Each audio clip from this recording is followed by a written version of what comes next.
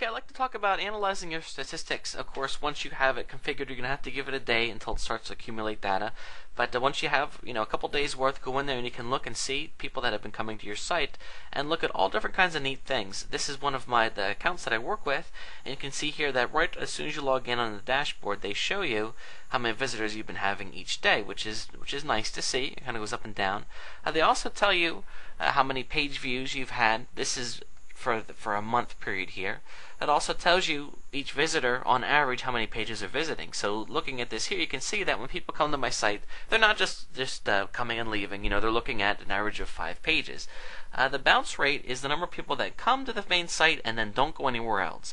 So this is interesting because you can break it down by individual pages, and if you have a bounce rate that's really high on a page, then you want to look at that and try to figure out what the problem is, why people are coming to your site, that page, and then leaving.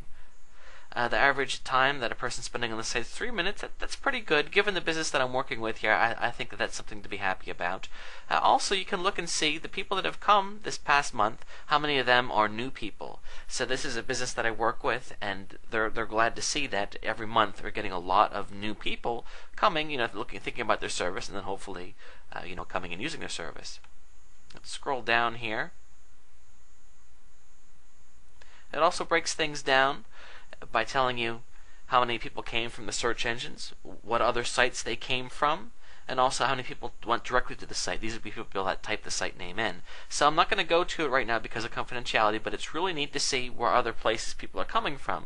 Just to give you an example, let's say that you are paying for a link from another website. You're going to be able to track how many people come from there. You're also going to be able to look at the people that come from there and see how long they're staying on the pages. So like if you work with a company that's paying for traffic from one source, and you look at the traffic and you see that they're only staying for 20 seconds, then you might want to say, hey, listen, that traffic does not look like it's decent quality.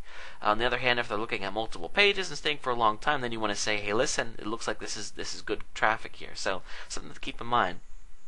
It tells you where about the traffic's coming from. It also tells you when the people come to the site, what pages they're going to. This in particular site here is a restaurant, so you can see that of all the people that came to the site, almost everybody went to look at the menu, and then from the menu, people are looking at the soups and the dining and the seafood, and it goes on and on like that. So basically, it gives you a ton of stuff. It tells you what keywords you're ranking for. Also, this is really important, so you can look at it and see what keywords you're ranking for, and then build upon it. Let's say, for example, that you're targeting certain phrases, but you're also ranking for others. Well, then look at that and see what you can do to improve that.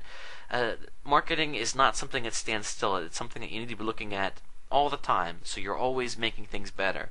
Because believe me, there's always a way to make things better.